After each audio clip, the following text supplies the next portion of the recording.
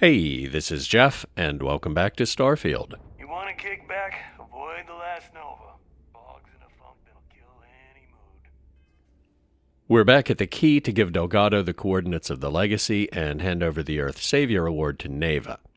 Sadly, the award is in a case, so we don't get to see it. Given how the members of the Terran Preservation Society were, it's probably hideously gaudy.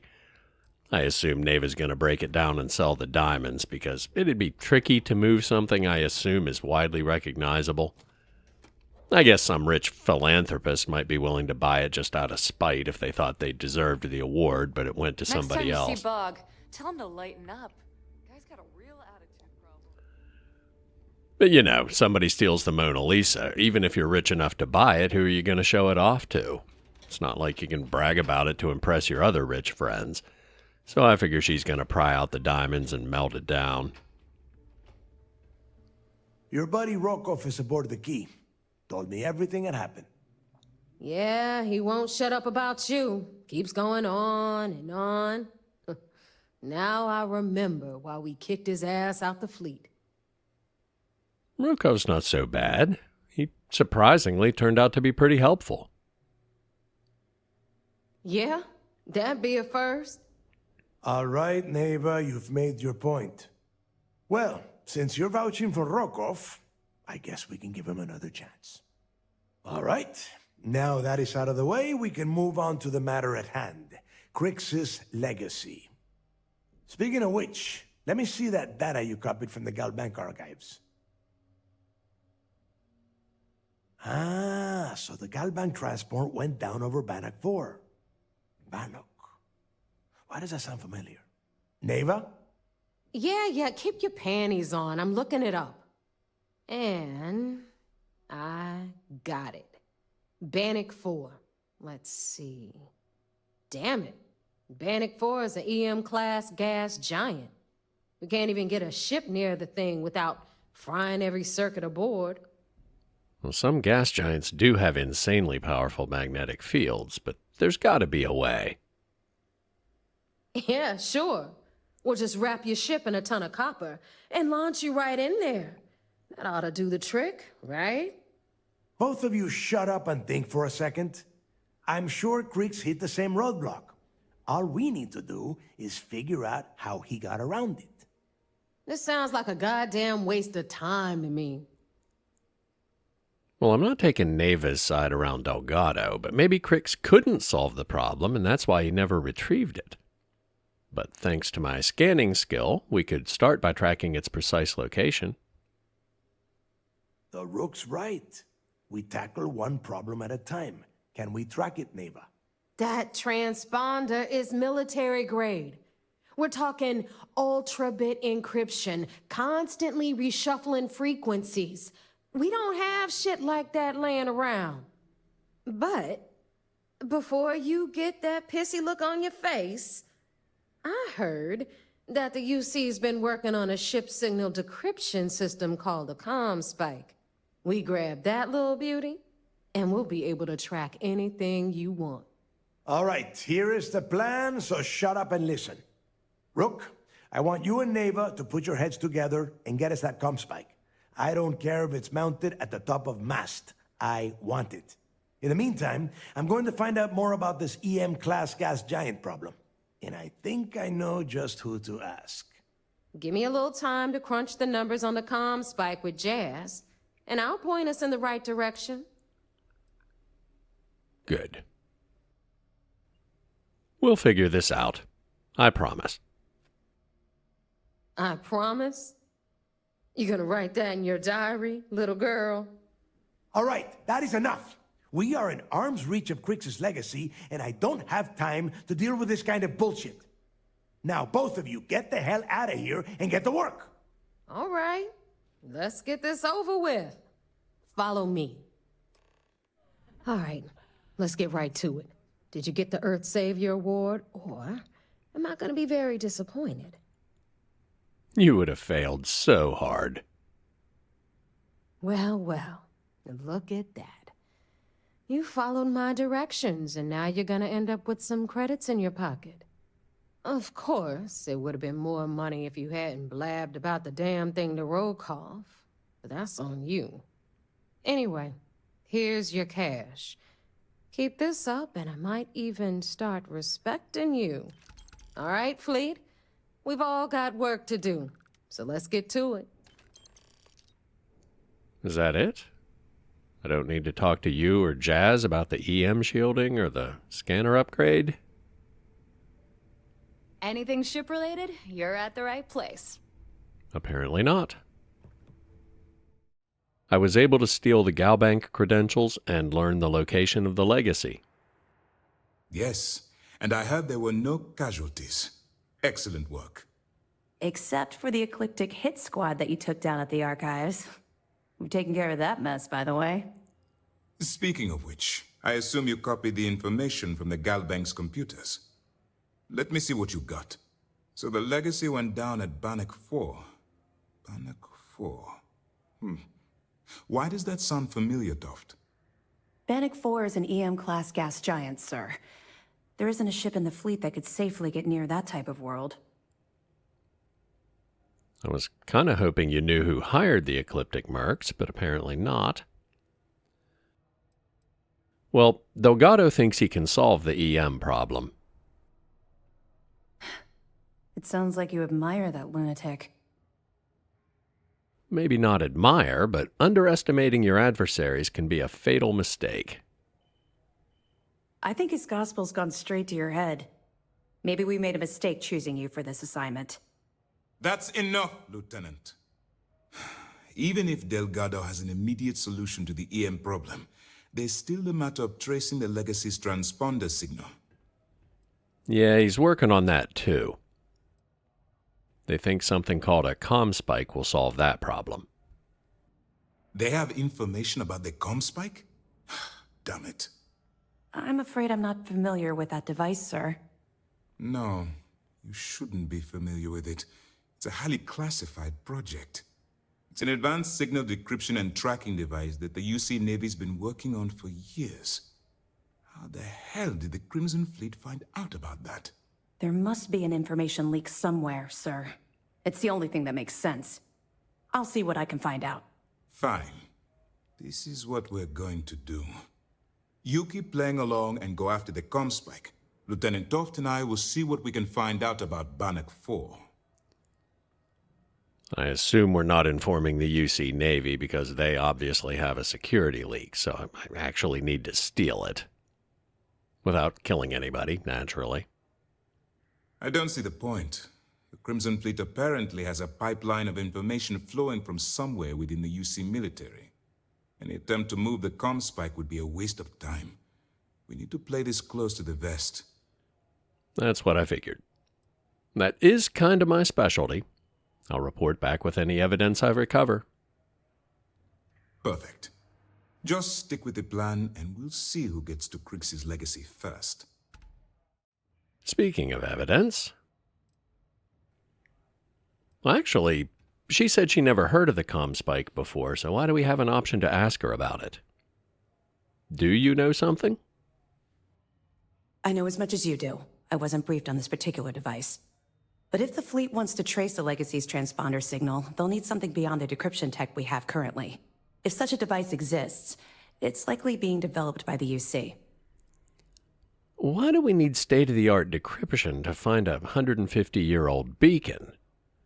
I mean, the archives said the beacon was encrypted, but they obviously had the means to decrypt it, or the beacon would be completely pointless. Because if we ask Galbank to borrow their equipment to find it, we give away the game. Gotcha. Anyway, I have some more evidence for you. Glad to hear it. Let's see what you got. I found some evidence about Evgeny Rokov. Tisk, tisk. Looks like Mr. Rokov lied on his application to Trident Luxury Lines about having a clean record. No matter. Next time he jumps from the key, we'll have him picked up. That will be one less fleet captain for us to worry about. Find anything else? Unrelated to the Crimson Fleet, but I also got some information about a corrupt Galbank executive who was aboard the Siren. Are you kidding me? Dombrowski was already making a six-figure salary, and yet he couldn't resist starting an embezzlement scheme. It makes me sick. It's gonna be an absolute pleasure to throw his butt in prison. Any other fragments? Nope, that's it. All right. Keep up the good work. And apparently that was not enough to unlock any new dialogue about her tragic backstory. Maybe next time. Several interesting things poking around the galaxy map. First, I found Bannoc way over here. Second, the map is huge, and there are way more systems than I realized. I'm zoomed out as far as you can go, and you can just barely see the label for Alpha Centauri over on the left. Third, Bannoc is flagged as level 50, and the highest one I saw was level 75. I was actually getting mildly concerned that all the surveying I do might be leveling me up too fast. You know, making the game harder without doing things that would make me better equipped to handle late-game enemies, but apparently level 30 is still comfortably mid-game. And while this is probably a terrible idea, you know I'm going to go see if we can get over there for a sneak peek so we know what we're getting into. But it's going to take multiple jumps, so we'll start at Parima. Greetings, pilot. This is Jiro Sugiyama, head of Paradiso Security. I apologize for coming over this emergency channel, but we are in need of assistance concerning the large ship in orbit, and we value discretion in this matter. If you are willing and able, please see me as soon as possible at the main security office in Paradiso. Over now. It's hard enough to walk away from dogfights that don't involve me, but I can't ignore a distress signal. Welcome to Paradiso. Jiro Sugiyama at your service. Do you have a security concern, or is there something else I can help you with? I'm here about the distress call you sent. Ah, yes, of course. I'm glad you came. As you can imagine, we're in a bit of a predicament. Under normal circumstances, we would not enlist outside help in this manner. But this is a matter we can't afford to worry our guests about. As such, we need to handle this discreetly. Failure on your part to do so could have severe consequences. So, before we proceed, can you swear not to discuss this with anyone else unless explicitly directed to do so? I can, but this seems fishy. What exactly do you want me to do? Great. I appreciate it. Not too long ago, a strange and enormous ship appeared in Parima space. It is now locked in orbit around our planet. So far, it doesn't seem to be hostile, but any attempts to communicate with it have been in vain, so we're unsure of the ship's intentions. Okay, this is just the nobody is curious anymore, explorers are weirdos thing again. Why think about first contact protocols if you don't expect to meet anybody new? What kind of ship is it? Any idea who it belongs to? It bears no discernible markings or allegiances to any manufacturers we're aware of. I'm hoping that doesn't mean we're dealing with some sort of new deep space threat. Well, it didn't look like a starborn ship, although I've only seen one. They didn't respond to communications? Not quite. It took some time, but we received a transmission. It was all, pardon the phrasing, it sounded almost alien, like nothing anyone's heard before. Clicks, distorted groans, buzzing, really disturbing sounds. Now, one of our engineers says it could just be some busted comm equipment or incompatible signals, but we're not sure. So far, no one's disembarked from the ship, no landing craft, nothing. We don't have the staff or ships to spare, otherwise we'd dock with it and attempt to board. Yeah, that does seem like a delicate situation. Go on. It is. Whatever's going on, we need to approach this with care. First, see if you have more luck communicating with them. If not, you may have to try boarding. Whatever you do, it's important to remember to seek diplomacy with who or whatever's on board. As soon as you have any more information, report to Oliver Campbell. He's the CEO of Paradiso. All formal decisions will need to go through him, and he'll have your pay. Good luck. Perfect. Hey, this is Jeff, and welcome to the Settled Systems.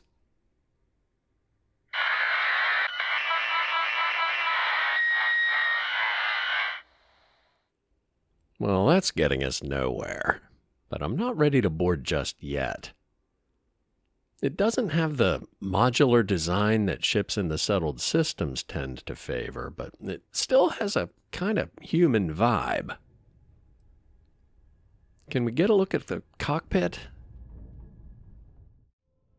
Well, they sure look like human chairs, or at least humanoid, but there's nobody home. If they were all killed by a robot mutiny or something, I want some backup. And Andreja's at the lodge. Barrett must have flown her back while I was on the Siren.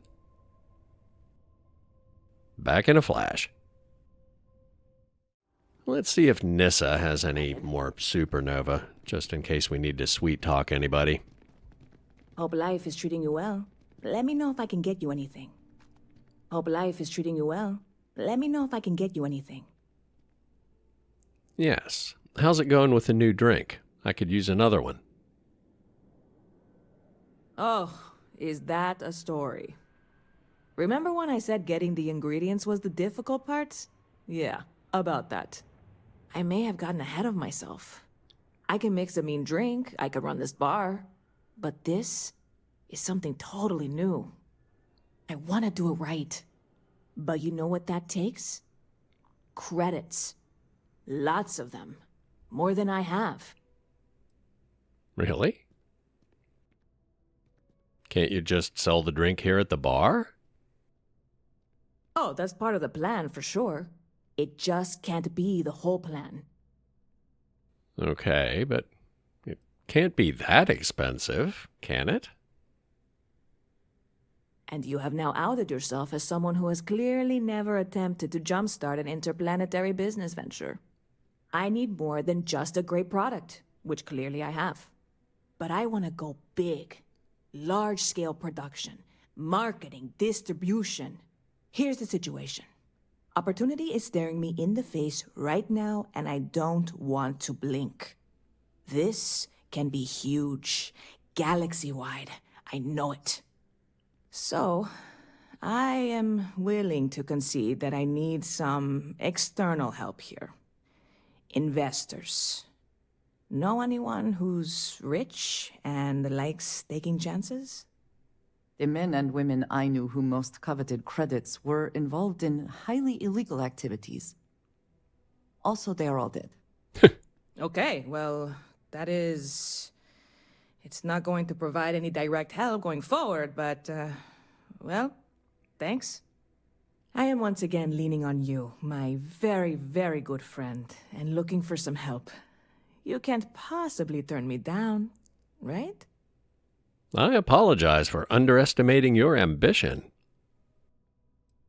And as it happens, I do know somebody who's rich and likes taking risks. So what do you need me to do? Well, a person of your obvious charm and grace must have some connections to wealthy individuals in the Settled Systems. I'm hoping you can convince a few of them to invest in my little business venture here with the knowledge that they will definitely, absolutely get their credits back. And then some. That's the pitch anyway. And an excellent pitch it is. Anything for you, Nyssa. You really are the best, you know that? So, you know Walter Stroud, yeah? You both are in that Constellation organization? I think you should chat him up, pitch him the idea, see if he'll bite. If he does, we are that much closer. And if he doesn't, then we figure out a plan B. Go team! Great minds think alike. Walter is exactly who I had in mind. But right now I still need a Supernova to go if you have one. Hey, Walter, I have an investment opportunity for you. Oh, no. You have any idea how much of my time gets wasted by people who start conversations with that line? All right, let's get it over with. What amazing situation have you discovered that I can't possibly afford to pass up? I hear you. I'd be skeptical too. but this is something I genuinely use myself. No, I wonder if we only get this option because I actually have one in my inventory? Here, try it for yourself. If you don't like it, we can stop talking right now. It's not poison, right? Wouldn't be the first time someone tried it. I'm kidding. I don't really think it's poison. That has happened, though. No, I've tried it myself, and it's worth the investment.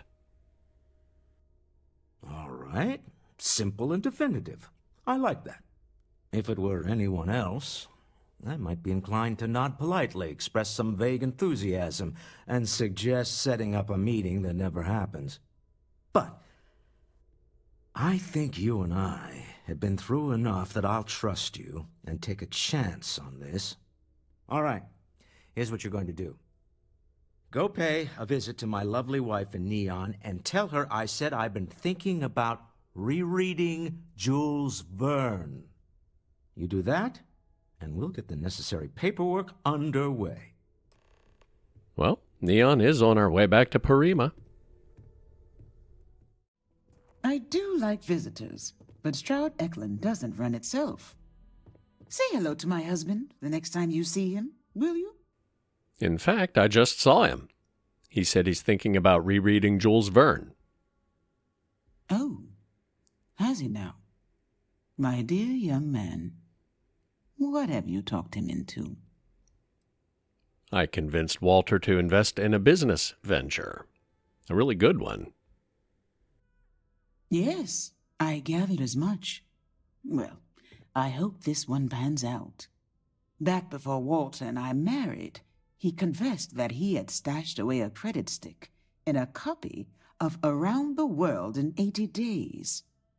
Somewhere between a rainy day fund and a slush fund, he said he'd always had a bit of extra money set aside in case opportunities arose. I can't really fault him. They're his credits. He can do as he likes. But over the years, it's become something of a joke between us. When he wants to take a chance on something, it's his way of asking without asking if it's all right with me. Gotcha. That's actually kind of sweet. I suppose it is. Sweeter when it pans out, but he does have a nose for these things. I'll draw up the appropriate paperwork for the funds. Thank you for bringing me his message. All right, I guess we'll just dock and hope they don't take it as a hostile act. But they have a compatible docking system, so they're not too alien. Docking complete.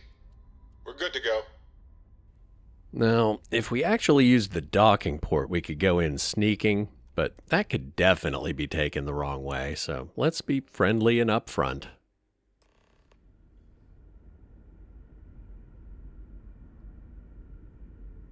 Looks pretty human. Stay alert. Weapons at the ready. Remain calm. There's no reason to suspect whatever it is hostile. I agree with the captain. Now is the time for diplomacy. You're human. Yes. I didn't know there were other options. The jury's still out on the Starborn. Oh, pardon my ignorance. We just didn't expect to find people out here. We didn't think anyone else left Earth before us. You thought you were the only ones? I am afraid you have been unaware of a great many things. Perhaps we should greet our guests. Of course. Manners. I'm Captain Diana Brackenridge. This is Security Officer Bomani Reader. And this is Dr. Mabuti da Costa, one of our elders. A pleasure to meet you. Likewise. I'm Jeff, and I'm here to help. Assuming you need help. I see. As you may have presumed, we're in a bit of a bind. Our ship has finally completed its near 200-year journey from Earth, only to find our new home seemingly colonized by... well, we don't know. Communications haven't been successful, so your arrival is fortuitous. Perhaps you'd be willing to act as a middle person between ourselves and the others. This is a sublight ship that left Earth before grav drive was invented. Classic sci-fi trope. I can't remember who wrote the first story like that, but it's from the 1940s, I think. I don't think it was Clark or Asimov. Heinlein, maybe? Well, I'm afraid you folks are going to be in for a bit of a culture shock. There are already people living on the planet you were hoping to colonize. I'd love to know more, but maybe we should get away from this airlock first.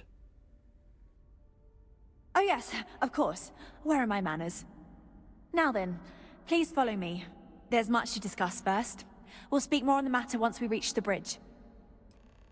Dr. DaCosta, you may return to your quarters if you wish. Thank you, Captain. I will follow you to the bridge, ma'am. For security purposes. I do not believe we have need to fear our guest, but I'll allow it if you insist. Nothing to fear from me.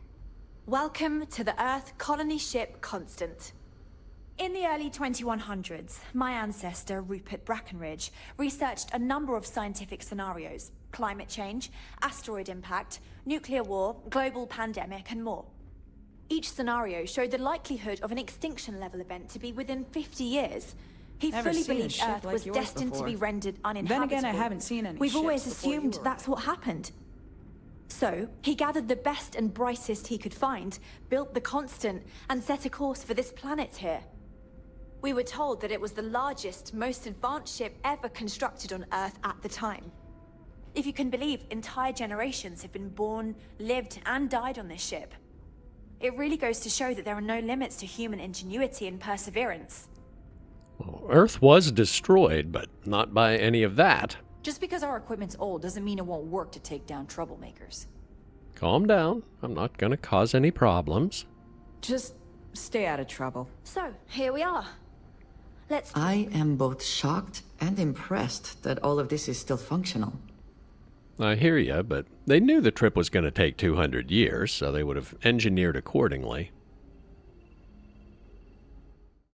So if this is a generation ship, you'd be, what, 7th generation or something?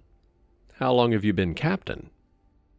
I think I'm coming up on 6 years now. I was only a teenager when my father died, passing command of the ship to me, as is tradition. Because of that, I've had to sort of learn as I go along, instead of taking years of study and apprenticeship under the prior captain. I think some people on the ship resent me for not having the level of experience as my predecessors. But at the same time, without my command, we likely wouldn't have made it here so quickly. Uh-huh. Speaking of your crew, how are they holding up now that you've arrived? A bit frazzled, as you can imagine. People are anxious about discovering that we're not alone, and also worried about what will come to pass. While we hope we can work out a deal with the people on the surface, they seem reluctant to reach out, so there's no telling what will come of that. I do know that we can't afford to stay here in orbit forever. The ship was built to sustain us for many years with backup provisions just in case, but even that will come to an end eventually.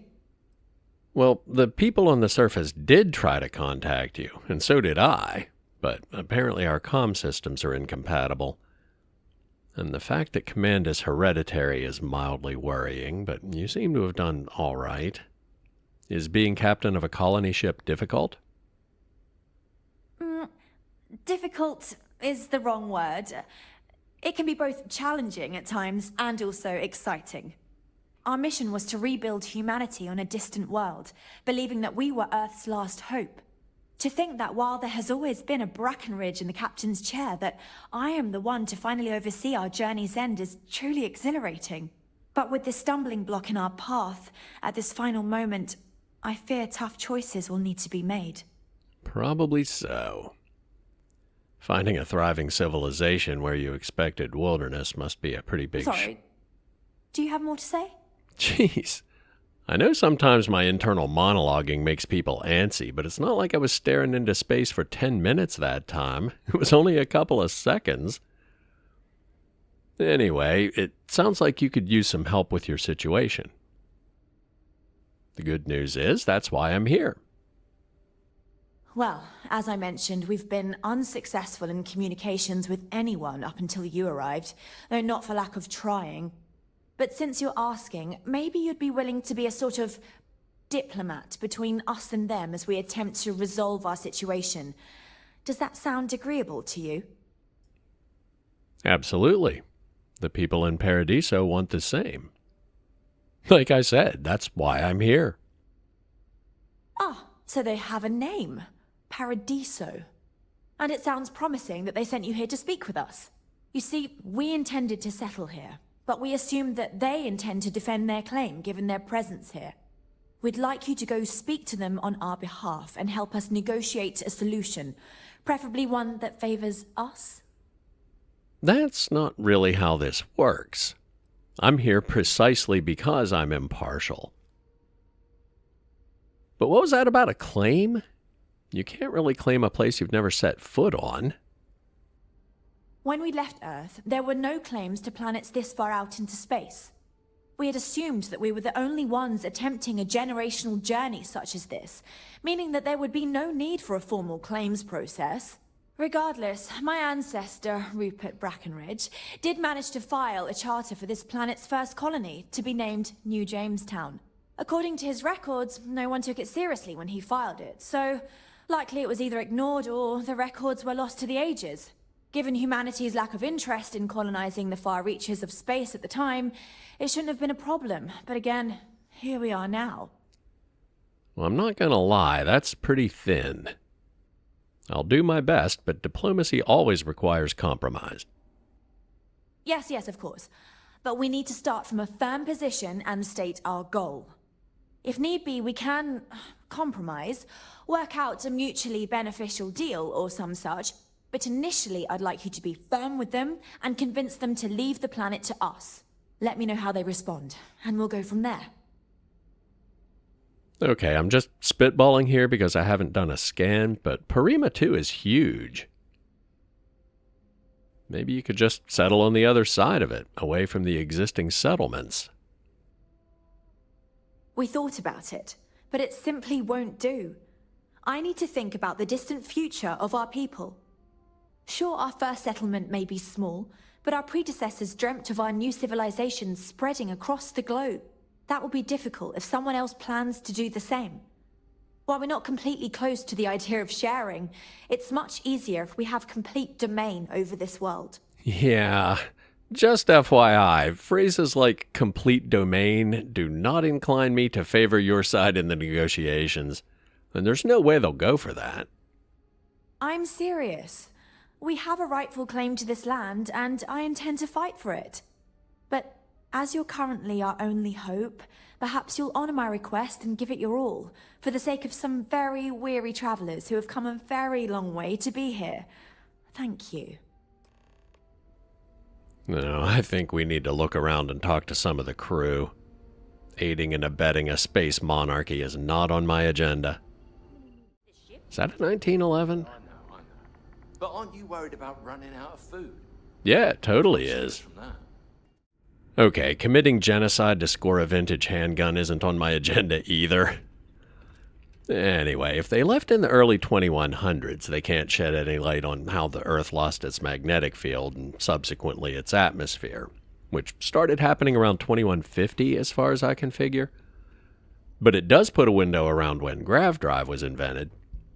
New Atlantis was founded in, the 2160s, and we presumably had Grav drive by that point, or not nearly as many people could have been evacuated. 200-year one-way trips in ships like this versus fleets of FTL ships shuttling back and forth from Earth to any habitable world they could find. And the Legacy went down in 2188, so there was clearly a complex multi-world banking system by then, when the evacuation was presumably close to complete. Or maybe not. And what's that? Careful waving that fancy gun around. We don't need to see what it can do. Bureaucracy being what it is, they would have been horribly inefficient, and there would have been unimaginable chaos and panic toward the end. Could they have even gotten everybody away? Assume the population was 10 billion, just to make the math easier. 40 years to evacuate once the first off-world colonies were I established. wonder what it's like out there, beyond our little... Such a long time to survive on only the foods that can be grown here. I suppose being a picky eater was not an option. Wow. I've heard about you, but... Oh, here you are. So, 250 million people per year. If you had 1,000 ships that could carry 1,000 people each, making a trip back and forth every day. So much more to learn about now. Sure is nice to know there are other people out there. Hey there. I've never treated anyone from outside our ship. But if you need help, I'm here for you. Yeah, there's no way they got everybody. The biggest ship we've seen so far was the Siren, and between passengers and crew, it might have had a couple hundred people on board. Well, they might have had bigger ships that they scrapped later because they just didn't need anything that size once there was nobody left to rescue. I wonder what else is out there. But if I had to put money on it, I'd bet they didn't get more than 10% of the population off the Earth before it was uninhabitable. Which isn't directly related to the situation at hand, but this doesn't seem big enough for a generation ship either.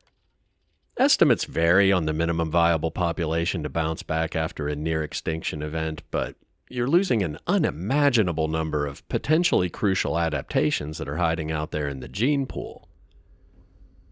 I mean, if you think it's the species' only chance, I get it, but still... We've got strict rules around here, but they're strict for a reason. I'm guessing all the guards are because of us, but if not, that's troubling too. The Constant is a peaceful ship. Don't change that. Don't worry, my intentions are completely peaceful. In fact, if anyone were to gift me a 1911 and what may or may not be a modified Remington 870, I might be inclined to represent your position more favorably to the local authorities. Engineering's got to be where the real story is, right? Boy, am I glad you want some sort of alien or something. Reactor computer. Presumably in case you're less opposed to genocide as a solution. I've spent my entire life in the Constant. I'm not sure how else to live. Wow. Hi.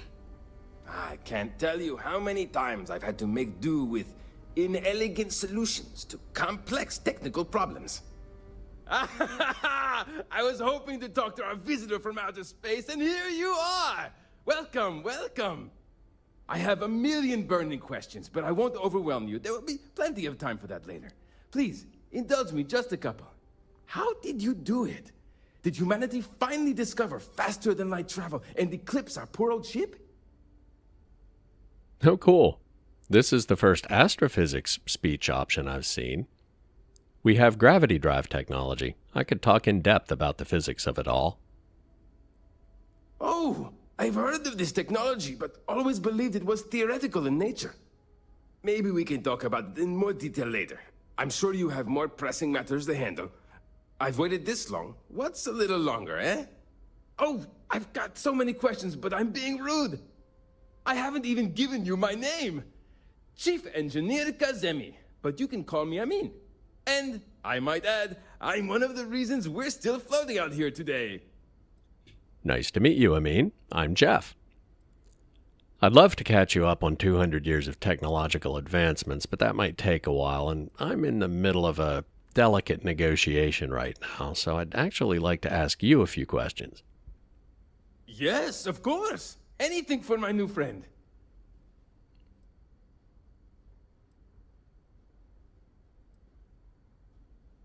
Well, for starters, if your predecessors knew about grav drives, why didn't they wait for it instead of setting out in a sublight ship? Great question. I do not know for sure, but I can venture a guess. All of the reading I've done on the matter suggests that at the time, there was uncertainty that the technology would ever work, or if it did, that it would work at the scale we needed. So, I trust they made the decision to strike out when they did, fully believing it was the only way. Well, I guess that might have made sense at the time. With a ship this old, do you have any good heroic engineering stories? Many years ago, when I was a junior engineer, the reactor's computer burned out. The computer that controls the reactor's various regulators. I'll spare you the details, but when that happens, the ship and everyone on it is in danger of turning into a mess of hot slag. I had to jury-rig parts from old media devices to prevent a meltdown. And that's how I became the boss around here. Interesting. Yes? Jeez, your culture is super impatient. That was like 2 seconds. Okay, I guess I owe you a couple answers now. Fire away. Yes! So many! Does everyone have their own spaceships like you? Do people only live on naturally habitable planets, or did they learn to terraform? Are we in contact with alien species? I have so many more, but I don't want to take up all your time. Me too. Let's get back to it, huh? Oh, well, there's something I had wondered about previously, but never found a solid answer. No terraforming, but there are colonies on inhospitable planets. We just use hab units and suits. I'm not surprised. The amount of energy it would take to terraform an entire planet seems improbable. I can assume these types of colonies are strictly for mining and gathering rare resources, since there are nearly limitless habitable planets to choose from out there. Well, the jury's still out on the Starborn, but let's not open that can of worms. As far as we can tell, there's no sentient life other than humans, but plenty of other diverse living creatures. Disappointing, but not unexpected. When you showed up, I tried to tell the others about the Fermi Paradox. I suggested that the most likely explanation for you was that humanity had developed faster, more advanced technology and had leapfrogged us. Seems I was right. Indeed you were. And not everybody has ships, but a lot of people do. Haha! I knew it! Incredible! Amazing!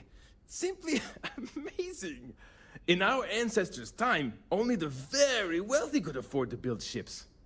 Even this ship was only possible by our families pulling together nearly all of their financial resources. This has been great, Amin, but sadly that's all the time I have. Thank you for taking the time to talk with me.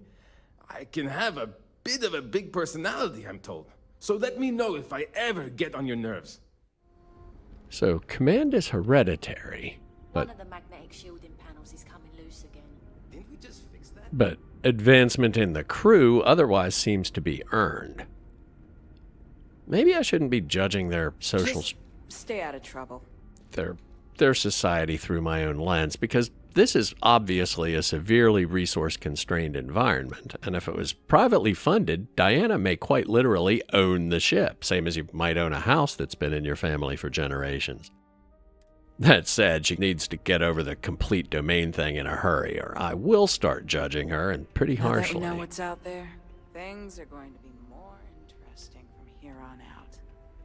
Now, how the hell do we get back to the frontier? Oh yeah, there is a beach. I think we've actually had a side quest in the log to investigate Paradiso since one of the very early episodes, but the distractions are already nested 3 deep, so I'm not even gonna look. No one's going to care if I call out sick from work for another week, right? Maybe we'll come back here for a real vacation after we clear some big-ticket items off our plate. And speaking of which, I think the administration building where we'll find the guy Jiro told us to talk to is right over here. Or it might be a hotel or something. I cannot recall ever having the time, let alone the funds, for a vacation someplace like this. Okay, we'll come back soon, I promise. I understand you're the man I need to talk to about the strange ship in orbit? I am. And you must be the diplomat Jiro told me about. Welcome, welcome. Normally I'd offer you an all-inclusive stay at our resort before we spoke. But given the circumstances, I'm going to cut to the chase. We've got our friends, the aliens, up there, causing all sorts of problems for our resort. You like that? The marketing team came up with it. The thought is, if we can't get rid of them, it might actually attract more tourism. Come see the aliens! On one hand, I see how that could be a draw. On the other hand, if you make people think they're non-human aliens, there's gonna be backlash. And they definitely don't see their place in the galaxy as being a carnival sideshow. Let's just get to the matter at hand. Ah, we're being direct then. Good on you. So, what do you know about this dodgy ship I'm hearing all about? It's a generation ship full of colonists from Earth here after a 200-year journey. They do think they have a claim to your planet, but let's not lead with that. Well, that's something. Shame we can't just tell them kindly to bugger off. Something tells me that's not going to work. Now, tell me, what are we going to do about it? Give me some proposals, people. I need something to work with here. We could offer to resettle them here. There's more than enough space. They could stay here, temporarily, but it'll cost them. Quite a bit, too. They'd need to work off all their debts before being allowed to leave. Maybe not. What if we help them get out of here? Outfit their ship with a grav drive so they can find a new home. We could even lend our engineers to help and give their captain an updated star map. What do you think? Sounds costly. We can't absorb that cost, and it's unlikely they even have compatible currency, let alone enough for the transaction. Someone else would have to foot the bill. Oh, I swear this would be a lot easier if they ceased to exist entirely. Anyway, Seema's got the right idea. Either works for me. Just tell me what you want to do.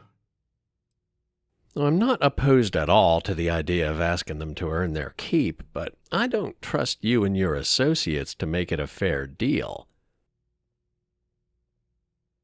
Why can't they just settle on the other side of the planet? I haven't done a full survey, but it seems like there's plenty of room. We own this planet, they don't. Here at Paradiso, we don't like leaving things to chance. Who knows what these people will do with their land? Imagine the landscaping disasters they may come up with, and how that might mar the satellite imagery of the planet in our brochures.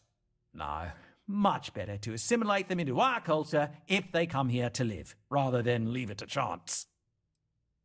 On the plus side, staying impartial is a breeze when I really don't like either side. I understand your point from a business stance, but I still disagree. And that's within your right. But as the CEO of Paradiso Group, I'm the one who has to make and approve decisions around here, not you.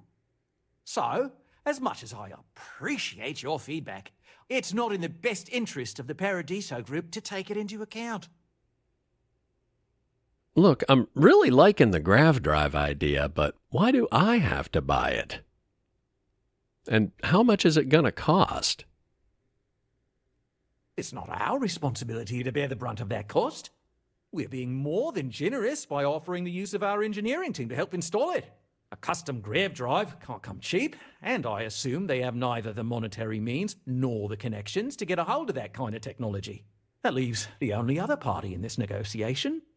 You. Just for the sake of argument, what if they settle here but continue to insist their claim to this planet predates yours? They'd be hard-pressed to defend their claim in any courts.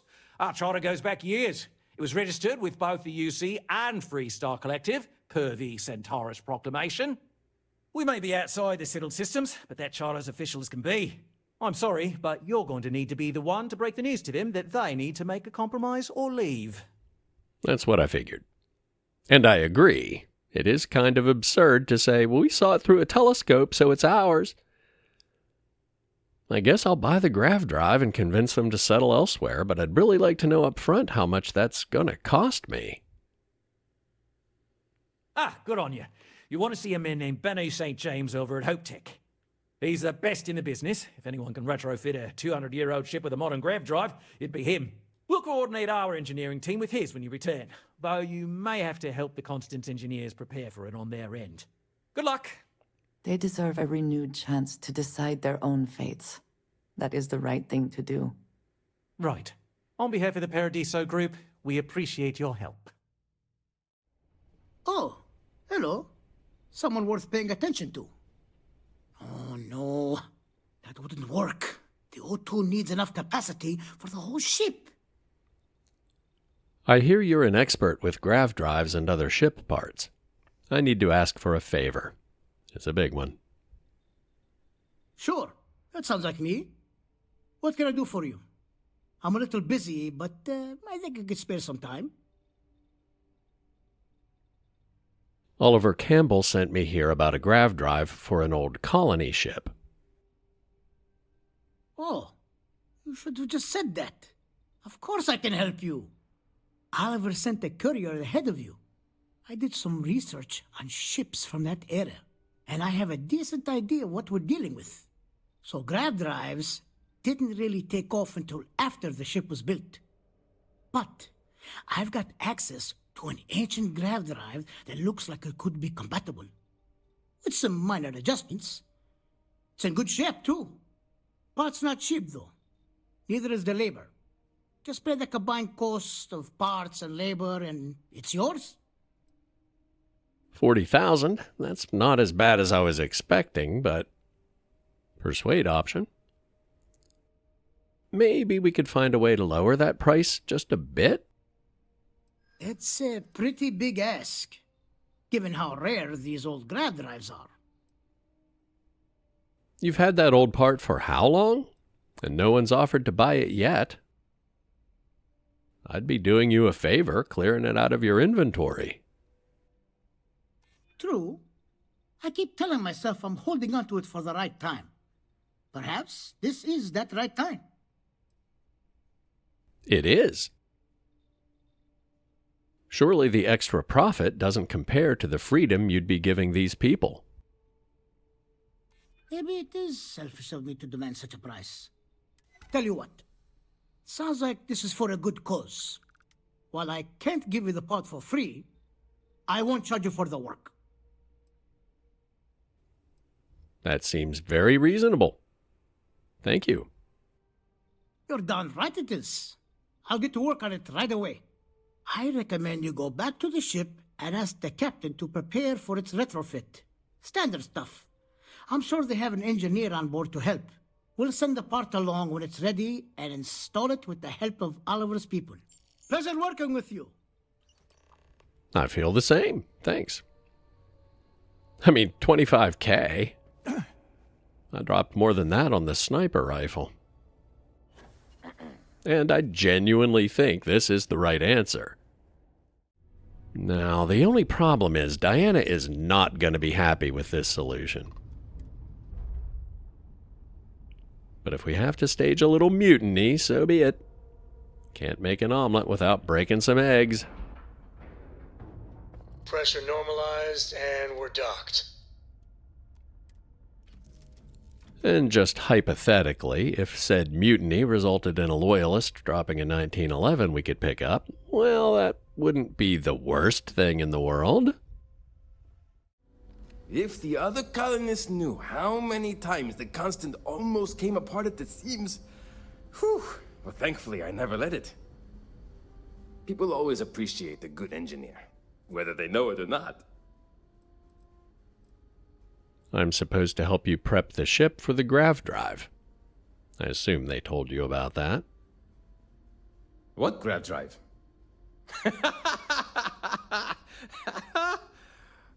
Just joking with you. The Paradiso engineers filled me in. Okay, let's see what we need to do. All right. This will be fun. And hopefully there will be no explosions in the process. I have just received word that the drive is here. Ready to get to work? We get to help? Absolutely, 100%. Great, great, great! There are 3 preparations I need you to help me make while I set things up on my end. First thing I need you to do is reroute the power from the port turbo pump to the auxiliary cryogenic radiator. Then, turn the plasma runoff inhibitor function to 5%. Last, you'll need to decouple the magnetic flange pipe enclosures from the auxiliary module assembly. Got it? Let's hop to it! Port cryopump to auxiliary radiator. Runoff inhibitor to 5%. Flange pipe decouple from auxiliary module assembly, I think. I'd better check. I'm not 100% sure. I don't know what happens if you get it wrong, but it's probably bad. Yes, auxiliary module assembly. I mean, this might be a way to intentionally make the problem go away permanently, but we're not doing that. Flange pipe, decouple, auxiliary module assembly. There we go.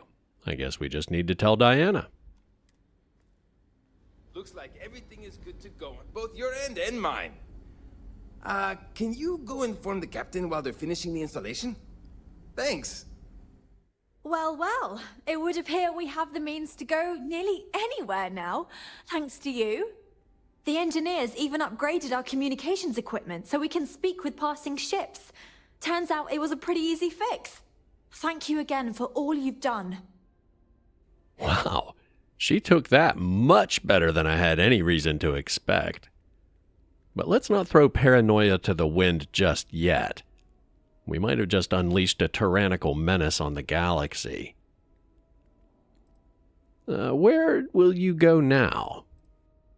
We don't yet know, but we did receive a star map from the Paradiso engineers. I suppose we'll just chart a course for other suitable habitable worlds until we find one that matches the quality of Paradiso. Purima 2 here.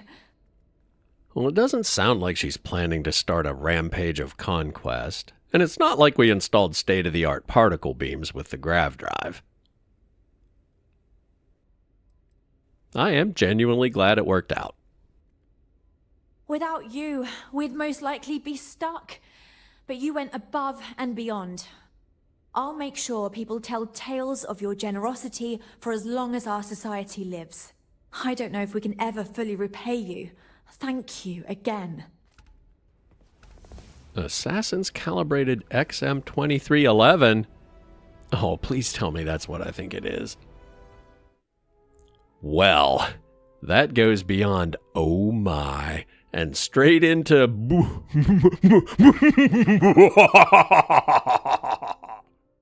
If I was rich, this whole business venture thing would be so much easier. Good news then. Walter Stroud is on board. Whoa. This is really happening. Okay, I just lost the ability to think for a moment there. Hang on, give me a second. Whoa, all right. That's really fantastic news. But we can't celebrate just yet. We're going to need at least one more solid investor. I'm not sure I know any others. But Walter has the credits to fund the whole thing. It's fine. Oh, I'm sure he could fund most of the business in New Atlantis, if he doesn't already. That's not the point. If I put this all in the hands of a single investor, whoever that is suddenly has a lot of influence. If I have at least 2 investors to start, then one person isn't pulling all the strings, if any strings have to get pulled. Have I mentioned I'm not great with metaphors? So, having Walter backing us is fantastic, but I'd feel much better if there was a third party involved. If you know anyone, now's the time to call in a favor. Oh, are you serious? This is awesome. If you need more investors, I've got some spare credits burning a hole in my pocket. What do you say? Very clever. You are kidding, right? Couldn't be more serious. I'm not rich, but I embrace risk. I'm all in on this. You do? I mean, are you really serious about this? Look, I will gladly take your credits if it means you and I can be partners on this, but I'm not trying to guilt you into it. So before you commit, I'm going to give you one last chance to back out. Okay? No guilt required. We get along great with each other. I believe 100% in the product. I'm in. Let's be partners. Wow. Wow. This is so amazing. It's you and me. Well, and Walter. But I'm sure it'll all work out. I'm afraid there's not much in the moment I can do to really thank you for this, but I promise you it will pay off. I've got some people to talk to, and a trip to Galbank in my future. Thank you again so much. No, thank you. This is your invention, your vision. I'm just along for the ride. See you soon. Catch you later. And the quest update implies there will be more to come. Little tinkering in the 2311 is insane. The DPS is in the same neighborhood as the calibrated shotty. The only downsides are ammo scarcity, which despite it being 200 years old, we can make ammo for it on the industrial workbench, and way less shots between reloads. But since it hits so much harder, that's less of an issue. Now, assuming we could get the ammo supply sorted out, you might think that would mean I could retire the shotty and free up some carry capacity, but while I was shopping for primers, I found a refined shotty. With the same mods, the DPS is more than double the one I found on the prison shuttle and used to take down the last Starborn we fought.